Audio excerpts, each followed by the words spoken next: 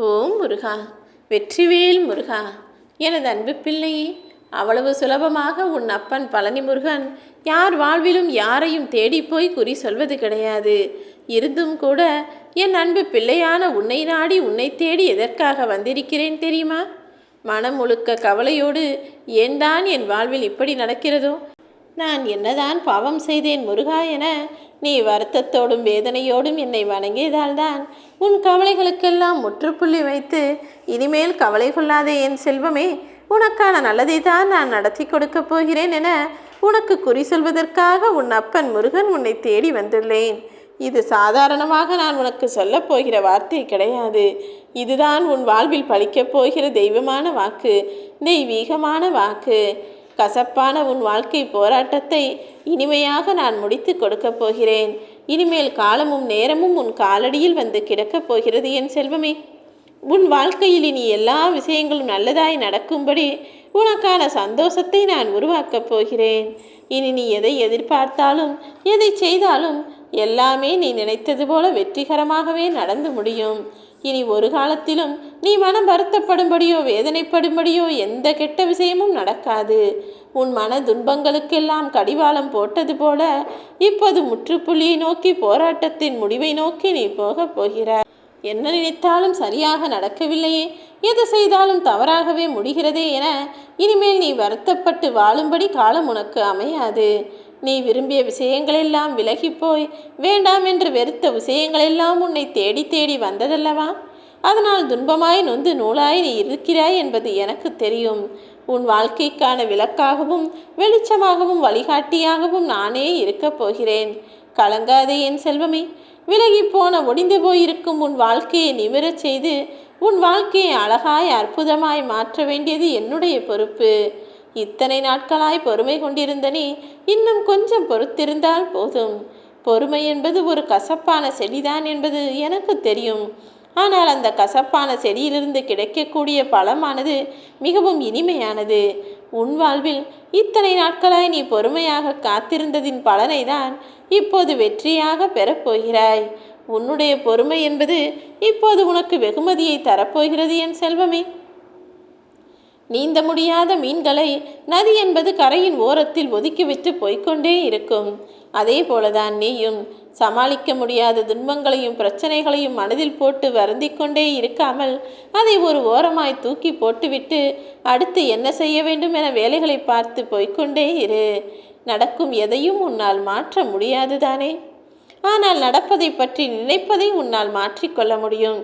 ஏன்தான் இப்படி நடக்கிறதோ ஏன்தான் இப்படி நடக்கிறதோ என நடப்பதையே நினைத்து வருத்தப்பட்டு கொண்டே இருக்காமல் இனி நடப்பதெல்லாம் நல்லதாக இருக்கும் என சந்தோஷமாய் ஏற்றுக்கொண்டு வாழத் தொடங்கு. மற்றவன் சொல்படி உன் வாழ்க்கையை நீ வாழ ஆரம்பித்தால் அது உனக்கு ஒருபோதும் மகிழ்வை தராது. உன் சொந்த வாழ்க்கையை நீ நினைத்தது போல வாழ தயாராகு.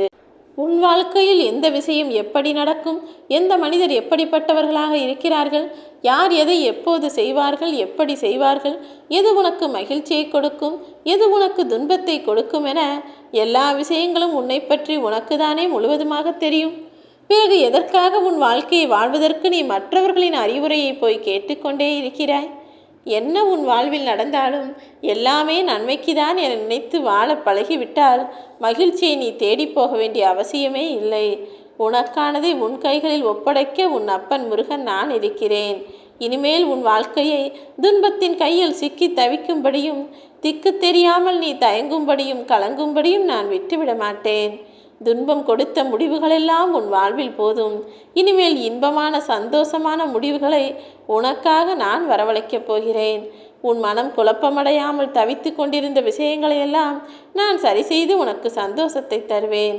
உன் கவலை கொள்ளும் வாழ்க்கையை சரி செய்து உனக்கான இன்பம் கூடிய மகிழ்ச்சியான வாழ்க்கையை வரவழைக்க நான் வந்து விட்டேன். உன் வாழ்க்கை சூழ்நிலை என்பது இனி சந்தோஷமானதாக மாறப்போகிறது. அச்சமும் பயமும் உனக்குள் இருக்கவே கூடாது என் செல்வமே. இப்போது உன் வாழ்வில் இருக்கக்கூடிய நெருக்கடி நிலைகளெல்லாம் அதிகரிக்கும்படி பல பிரச்சனைகள் உன்னை சூழ்ந்திருப்பதை நான் பார்த்து விட்டேன். அதை எப்படி எவ்விதத்தில் சரி செய்ய வேண்டுமோ அதையும் நான் பார்த்து கொள்கிறேன். நீ ஒருபோதும் கலங்காதே. இனி நல்லதே உனக்கு நடக்கும்.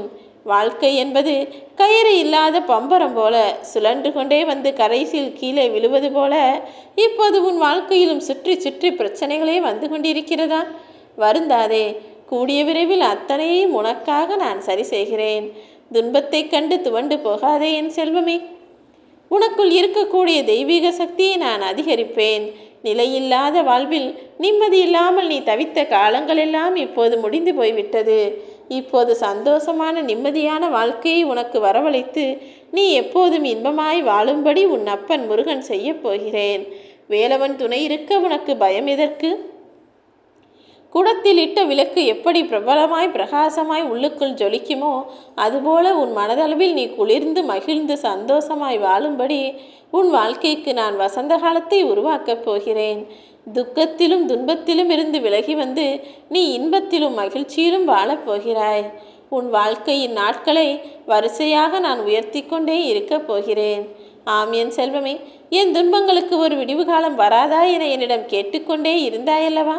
இதோ உனக்கான அழகான விடியலை அற்புதமாய் வரவழைக்கப் போகிறேன்.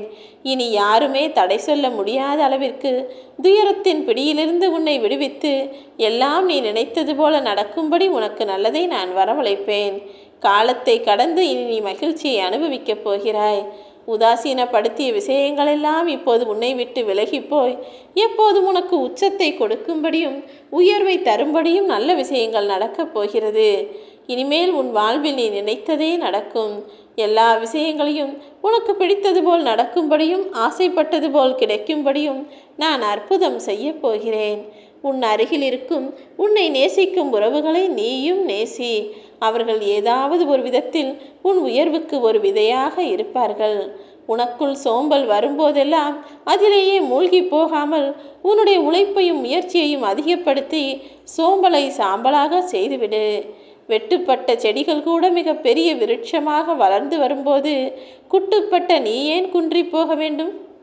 நீ ஒருபோதும் தாழ்ந்து போகவோ வீழ்ந்து போகவோ மாட்டாய். உன்னை காப்பாற்றி கரை சேர்க்க வேண்டியது என்னுடைய பொறுப்பு. இப்போது நீ வாழும் வாழ்க்கையில் கொஞ்சம் பொறுமையோடு காத்திரு. இனி நடக்கப் போகிற விஷயங்களையெல்லாம் உன் மனதிற்கு மகிழ்ச்சி தரும் விஷயங்களாய் நான் சரி செய்வேன். உள்ளும் புறமும் துன்பங்களாய் இருந்து உன்னை வாட்டி வதைக்கக்கூடிய இந்த வாழ்க்கையை நான் சரி செய்ய வந்துவிட்டேன் செல்வமே. உன் வேதனைகளுக்கெல்லாம் முற்றுப்புள்ளி வைத்து உன் வாழ்க்கையை வசந்தம் நிறைந்ததாக நான் மாற்றத்தான் போகிறேன். இனிமேல் உன் வாழ்வில் எல்லாமே நல்லதாக மட்டும்தான் நடக்கும். தொட்டதெல்லாம் பொன்னாகும்படி உனக்கான நல்ல காலம் வந்துவிட்டது. இனிமேல் உன்னை தோற்கடிக்க யாருமே இருக்க மாட்டார்கள். உன்னை எதிர்த்து மோதுகின்ற பலம் வாய்ந்த மனிதர்களை எல்லாம் எதிர்த்து நின்று உனக்காக நான் போராடப் போகிறேன். இதுவரை நடந்து முடிந்ததை நினைத்து நீ கவலை கொள்ளாதே என் செல்வமே. அதுதான் நடந்து முடிந்து விட்டதல்லவா? இனி நடக்கப் போவதை இப்போது நான் உனக்கு குறியாக சொல்லிக் கொண்டிருக்கிறேன். கொஞ்சம் பொறுமையாக காத்திரு.